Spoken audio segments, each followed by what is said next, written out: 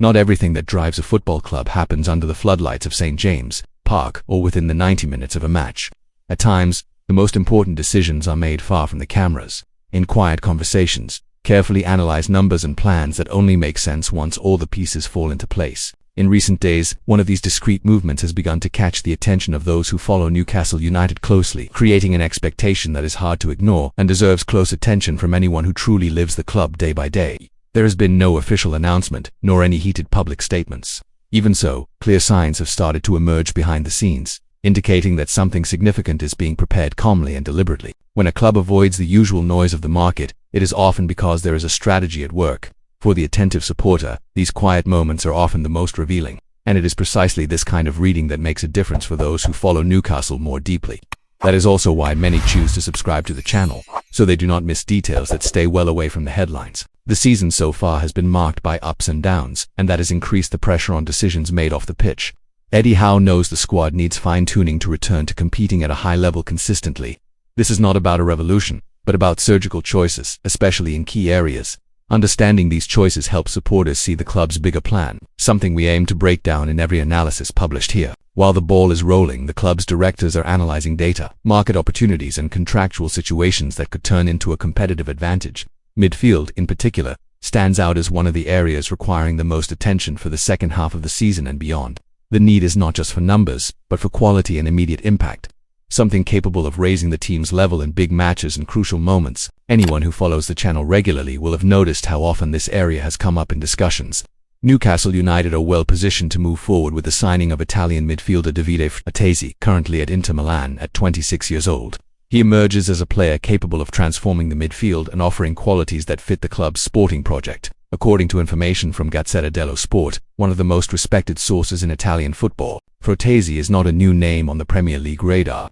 In recent years, his profile has been linked with several English clubs, but talks never progressed decisively. Now, the scenario appears different.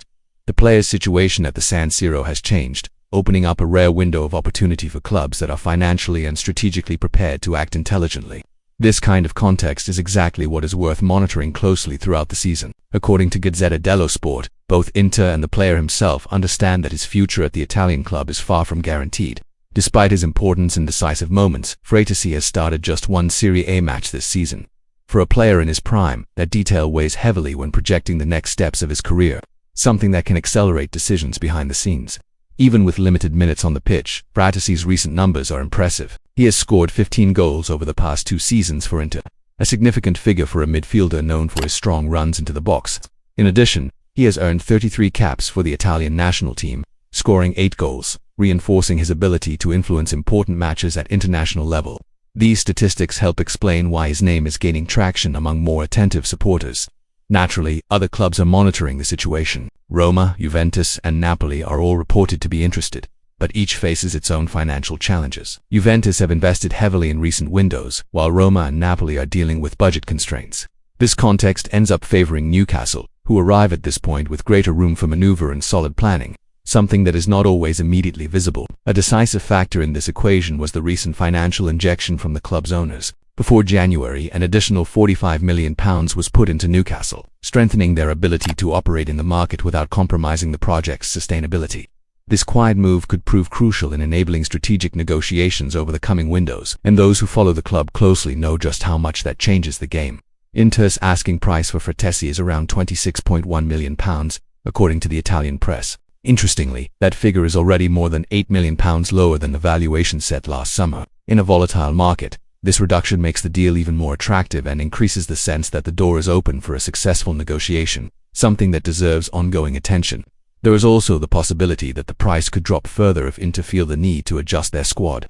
For Newcastle, this represents a market opportunity that is difficult to ignore. When talent, age, and price align, ambitious clubs tend to act quickly, and following these movements in real time is one of the reasons many supporters choose to subscribe to the channel. It is worth remembering that Fratesi prefers to remain in Italy until next summer's World Cup, which effectively rules out an immediate January move. However, the picture changes completely when the summer window comes into focus. At that point, Newcastle can present themselves as a competitive, stable destination with clear European ambitions, something that carries significant weight in any player's decision-making for supporters who follow every detail of this process. Understanding what happens behind the scenes makes all the difference. It is not just about who arrives or leaves, but about why those choices are made. If this kind of insight resonates with you, staying subscribed to the channel ensures constant access to analysis that help piece this puzzle together. The potential arrival of Fratesi also raises important questions within the current squad. Newcastle's midfield already includes key names such as Bruno Guimaraes, Joelinton and Sandro Tonali. This trio has formed a solid base, but internal competition is an essential part of any winning project aiming for regular European football, and that is not always comfortable for everyone involved. In this context, Joe Willock's situation comes into sharper focus. The midfielder has had important moments in a Newcastle shirt but has struggled for space this season. With the continued development of Lewis Miley and the consolidation of the established starters, Willock has found himself pushed into a more secondary role under Eddie Howe, naturally raising questions about his future. A concrete move for Fratesi would likely mean the departure of another midfielder. All indications suggest that Willock would be the player most affected by such a move. Although he has contributed during key phases of the project, the club's level of demand has increased, and the margin for inconsistency has become increasingly small, especially for a team with high ambitions. These decisions are never simple, but they reflect Newcastle's current ambition. The club does not just want to take part, but to compete at the highest level, once again targeting European qualification and perhaps even a return to the Champions League.